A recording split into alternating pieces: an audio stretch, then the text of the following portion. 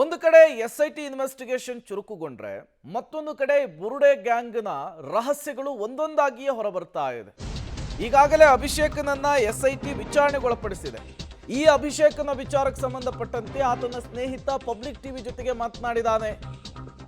ಷಡ್ಯಂತ್ರದ ಸಂಬಂಧ ವಿಡಿಯೋಗಾಗಿ ಯೂಟ್ಯೂಬರ್ಸ್ಗೆ ಆಮಿಷ ಒಡ್ತಾ ಇದ್ದಂತಹ ವಿಚಾರವನ್ನು ಪ್ರಸ್ತಾಪಿಸಿದ್ದಾನೆ. ಮಂಡ್ಯದ ಯೂಟ್ಯೂಬರ್ ಈತನ ಹೆಸರು ಸುಮಂತ್ ಅಂತ ಹೇಳಿ. ಈತ ಅಭಿಷೇಕ್ ಜೊತೆಗೆ ಕಾಂಟ್ಯಾಕ್ಟ್ ನಲ್ಲಿದ್ದಂತಹ ವ್ಯಕ್ತಿ. ಧರ್ಮಸ್ಥಳದ ವಿರುದ್ಧ ನಿರಂತರವಾಗಿ ಅಪಪ್ರಚಾರ, ಸುಳ್ಳು ಸುದ್ದಿ, ಪಿತೂರಿ ವಿಚಾರಕ್ಕೆ ಸಂಬಂಧಪಟ್ಟಂತೆ ಬುರುಡೆ ಗ್ಯಾಂಗ್ನ ಒಂದೊಂದೇ ರಹಸ್ಯಗಳು ಹೊರಬರ್ತಾ ಇದೆ. ಯೂಟ್ಯೂಬರ್ ಸುಮಂತ್ ಪಬ್ಲಿಕ್ ಟಿವಿ ಜೊತೆಗೆ ಮಾತನಾಡಿದಂತಹ ಸಂದರ್ಭದಲ್ಲಿ ಈ ಅಭಿಷೇಕನ ವಿಚಾರವನ್ನ, ಬುರುಡೆ ಗ್ಯಾಂಗಿನ ಸದಸ್ಯರ ವಿಚಾರವನ್ನ ಬಹಿರಂಗ ಮಾಡುವಂತಹ ಕೆಲಸವನ್ನ ಮಾಡಿದ್ದಾನೆ. ದುಡ್ಡನ್ನ ಕೊಟ್ಟು ಯೂಟ್ಯೂಬರ್ಗಳನ್ನ ಆ ಗ್ಯಾಂಗ್ ಸಾಕ್ತಾ ಇತ್ತು ಅನ್ನುವಂತಹ ವಿಚಾರವನ್ನ ಪ್ರಸ್ತಾಪಿಸಿದ್ದಾನೆ. ಈಗಾಗಲೇ ಒಬ್ಬ ಯೂಟ್ಯೂಬರ್ ಅನ್ನ ಗ್ರಿಲ್ ಮಾಡುವಂತಹ ಕೆಲಸಕ್ಕೆ ಬೆಳ್ತಂಗಡಿ ಪೊಲೀಸರು ಮುಂದಾಗಿದ್ದಾರೆ. ಆತ MD ಸಮೀರ್, ಮತ್ತೊಂದು ಕಡೆ ಅಭಿಷೇಕ. ಇದರ ನಡುವೆ ಮತ್ತಷ್ಟು ವಿಚಾರಗಳು ಹೊರಬರ್ತಾ ಇದ್ದಾವೆ. ಯೂಟ್ಯೂಬರ್ ಅಭಿಷೇಕ್ ಸ್ನೇಹಿತ ಸುಮಂತ್ ಪಬ್ಲಿಕ್ ಟಿವಿ ಜೊತೆಗೆ ಇದೇ ವಿಚಾರಕ್ಕೆ ಸಂಬಂಧಪಟ್ಟಂತೆ ಮಾತನಾಡಿದ್ದಾನೆ.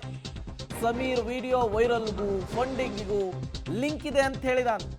ಷಡ್ಯಂತ್ರ ಒಂದು ಪ್ರೀ ಪ್ಲಾನ್. ಈ ಬಗ್ಗೆ ಅಭಿ ನನಗೆಲ್ಲವನ್ನು ಕೂಡ ಹೇಳಿದ್ದ. ತಿಮರೋಡಿ ಗಿರೀಶ್ ಮಠಣ್ಣನವರು ನಮ್ಮ ಬಾಸ್ ಅಂತ ಹೇಳಿ ಅಭಿಷೇಕ್ ಹೇಳಿದ್ದ.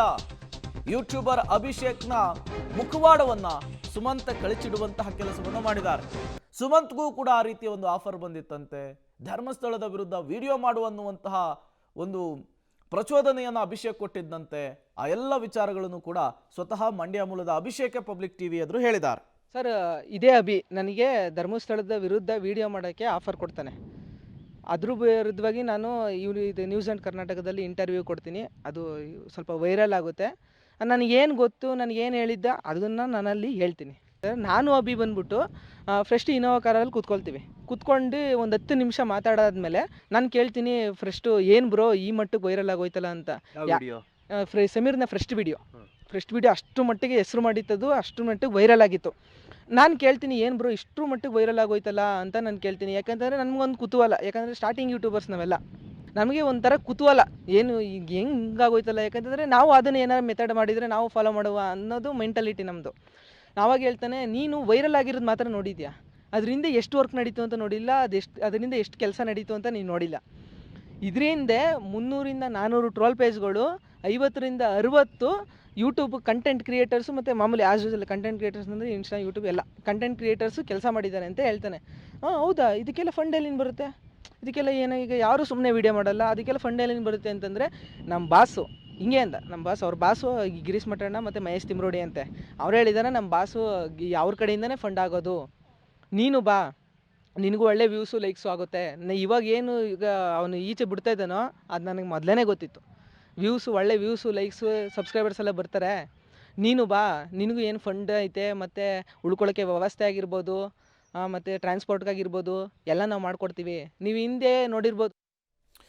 ಮತ್ತಷ್ಟು ಡೀಟೇಲ್ಸ್ ಅನ್ನು ಕೊಡ್ತಾರೆ ನಮ್ಮ ಪ್ರತಿನಿಧಿ ಸುಕ್ಪಾಲ್. ನೇರ ಸಂಪರ್ಕದಲ್ಲಿ ಜಾಯಿನ್ ಆಗಿದ್ದಾರೆ. ಸುಕ್ಪಾಲ್, ಕಡಿಮೆ ರೇಟಿಗೆ ಸಿಗುವಂತಹ ಡೇಟಾ, ಕೈಯಲ್ಲೊಂದು ಮೊಬೈಲು, ಇಡೀ ಪ್ರಕರಣದಲ್ಲಿ ಇವರು ಕಟ್ಟಿದಂತಹ ಕಲ್ಲರ್ ಕಥೆಗಳು, ಎಲ್ಲೋ ಕೂತ್ಕೊಂಡು ಮಾಡಿದಂತಹ ಈ ಕಲ್ಲರ್ ಕಥೆಗಳನ್ನು ಅಪ್ಲೋಡ್ ಮಾಡಿದಂತಹ ವಿಚಾರಗಳು, ಅದರ ಹಿಂದಾದಂತಹ ಷಡ್ಯಂತ್ರ ಎಲ್ಲವೂ ಕೂಡ ರಿವೀಲ್ ಆಗ್ತಾ ಇದೆ.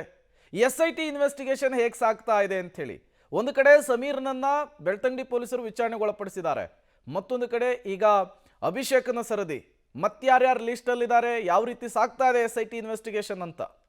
ಪ್ರೇಮ್, ಈ ಪ್ರಕರಣಕ್ಕೆ ಸಂಬಂಧಪಟ್ಟಾಗೆ SIT ಆರಂಭದಲ್ಲಿ ಚಿನ್ನಯ್ಯನನ್ನ ಬಂಧನ ಮಾಡಿತ್ತು. ಆ ಬಳಿಕ ಆತನನ್ನ ವಶಕ್ಕೆ ಪಡ್ಕೊಂಡು ಈಗ ಒಂದು ಕಡೆಯಿಂದ ಅದನ್ನ ವಿಚಾರಣೆ ಮಾಡ್ತಾ ಇರುವಂಥದ್ದು, ಇನ್ನೊಂದು ಕಡೆಯಿಂದ ಈ ಒಂದು ಇಡೀ ಪ್ರಕರಣಕ್ಕೆ ಷಡ್ಯಂತ್ರ ರೂಪಿಸಿದನ್ನ ಹೊರಗೆ ತರುವಂಥ ಕೆಲಸಗಳನ್ನ SIT ಮಾಡ್ತಾ ಇರುವಂಥದ್ದು. ಹಂತ ಹಂತವಾಗಿ ಈ ಕೆಲಸವನ್ನ SIT ಮತ್ತೆ ಬೆಳ್ತಂಗಡಿ ಪೊಲೀಸರು ಮಾಡ್ತಾ ಇದ್ದಾರೆ. ಆರಂಭದಲ್ಲಿ MD ಸಮೀರ್ನನ್ನ ಕರೆಸಿ ಆತನನ್ನ ಗ್ರಿಲ್ ಮಾಡುವಂಥ ಕೆಲಸಗಳನ್ನ ಮಾಡಿದರೆ, ಒಂದಷ್ಟು ವಸ್ತುಗಳನ್ನ ವಶಕ್ಕೆ ಪಡ್ಕೊಂಡಿದ್ದಾರೆ. ಆ ಬಳಿಕ ಆತನ ಮನೆಗೂ ಹೋಗಿ ಅಲ್ಲೂ ಒಂದು ಸರ್ಚ್ ಮಾಡುವಂತ ಕೆಲಸಗಳನ್ನ ಮಾಡಿ ಮುಗಿಸಿದ್ದಾರೆ. ಮುಂದಿನ ಹಂತದಲ್ಲಿ ಆತನನ್ನು ವಶಕ್ಕೆ ಪಡೆದು ವಿಚಾರಣೆ ನಡೆಸುವಂತ ಸಾಧ್ಯತೆಗಳಿರುವಂತದ್ದು. ಇದಾದ ಬಳಿಕ ಈಗ ಯುನೈಟೆಡ್ ಮೀಡಿಯಾ ಅನ್ನುವಂಥ ಯೂಟ್ಯೂಬ್ ಅನ್ನ ನಡೆಸ್ಕೊಳ್ತಾ ಇದ್ದಂತ ಅಭಿಷೇಕ್ ಅನ್ನುವಂತ ವ್ಯಕ್ತಿಯನ್ನ ಈಗ ಆ ಪೊಲೀಸರು ನಿರಂತರವಾಗಿ ಡೀಲ್ ಮಾಡ್ತಾ ಇರುವಂತದ್ದು. SIT ಪೊಲೀಸರು ಕಳೆದ 2 ದಿನಗಳಿಂದ ಆತನನ್ನ ಬಹಳಷ್ಟು ಹೆಚ್ಚಿನ ರೀತಿಯಲ್ಲಿ ವಿಚಾರಣೆ ಮಾಡಿದ್ದಾರೆ. ಅದರಲ್ಲಿ ಸಾಕಷ್ಟು ಮಾಹಿತಿಗಳನ್ನು ಹೊರಹಾಕಿರುವಂತದ್ದು. ಆ ಅಭಿಷೇಕ್ ಆರಂಭದಲ್ಲಿ ಆತ ಜಯಂತಿನ ಜೊತೆ ಸೇರಿ ಬಂಗ್ಲಗುಡ್ಡೆಯಲ್ಲಿ ಅಸ್ಥಿಯನ್ನ ಹುಡುಕುವಂತ ಕೆಲಸಗಳನ್ನ ಆರಂಭದ ದಿನಗಳಲ್ಲಿ ಆತ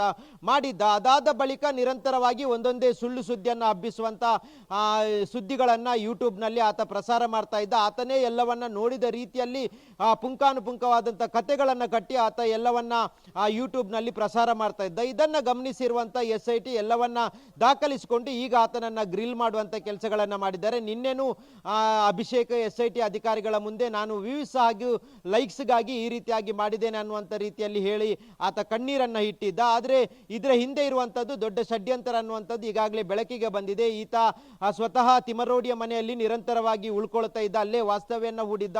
ಆ ಬಳಿಕ ಅಲ್ಲೇ ಕೂತು ಚಿನ್ನಯ್ಯನನ್ನ ಇಂಟರ್ವ್ಯೂ ಮಾಡಿದ್ದ. ಅದರ ಜೊತೆಗೆ ಒಂದಷ್ಟು ಸುಳ್ಳು ಸುದ್ದಿಗಳನ್ನು ಅಲ್ಲಿಂದಲೇ ಪ್ರಸಾರ ಮಾಡ್ತಾ ಇದೆ. ಇದೆಲ್ಲವೂ ಈಗ ಅಧಿಕಾರಿಗಳ ಗಮನದಲ್ಲಿರುವಂಥದ್ದು. ಹಾಗಾಗಿ ಆರಂಭದಲ್ಲಿ MD ಸಮೀರ್ ಆಯಿತು, ಈಗ ಅಭಿಷೇಕ್ ಆಯಿತು. ಮುಂದಿನ ದಿನಗಳಲ್ಲಿ ಇನ್ನೊಂದು 4-5 ಜನ ಯೂಟ್ಯೂಬರ್ಗಳಿದ್ದಾರೆ, ಅವರನ್ನ ಕರೆಸಿ ಅವರನ್ನು ವಿಚಾರಣೆ ಮಾಡುವಂತ ತಯಾರಿಗಳನ್ನ ಈಗ SIT ಅಧಿಕಾರಿಗಳು ಮಾಡ್ತಾ ಇರುವಂತದ್ದು. ಇದರಲ್ಲಿ ಆರಂಭದ ದಿನಗಳಿಂದಲೂ ಈ ಕೆಲಸವನ್ನ SIT ಅಧಿಕಾರಿಗಳು ಮಾಡ್ತಾನೆ ಇದ್ದಾರೆ. ಈಗ ಮುಂದುವರೆದಿದೆ. ಮುಂದೆ ಒಂದಷ್ಟು ಜನರನ್ನ ಮತ್ತೆ ಕರೆಸಿ ಅವರನ್ನ ವಿಚಾರಣೆ ಮಾಡಿ ಒಬ್ಬೊಬ್ಬರನ್ನೇ ವಶಕ್ಕೆ ಪಡೆಯುವಂತ ಸಾಧ್ಯತೆಗಳು ಹೆಚ್ಚಾಗಿರುವಂತದ್ದು. Prem, okay, thank you Sukhpal ತಮ್ಮೆಲ್ಲ ಮಾಹಿತಿಗಾಗಿ. ಫಸ್ಟು ಈ ಯೂಟ್ಯೂಬರ್ಸ್ಗಳ ಹಾವಳಿಗೆ ಬ್ರೇಕ್ ಹಾಕುವಂತಹ ಕೆಲಸ ಆಗಬೇಕಿದೆ. ನೋಡಿ, ಧರ್ಮಸ್ಥಳದ ಪ್ರಕರಣದಲ್ಲಿ ಈ ಬುರುಡೆ ಗ್ಯಾಂಗ್ ಯೂಟ್ಯೂಬರ್ಸ್ಗಳನ್ನು ಹೇಗೆ ಬಳಕೆ ಮಾಡ್ಕೊಂಡಿದೆ ಅಂತ ಹೇಳಿ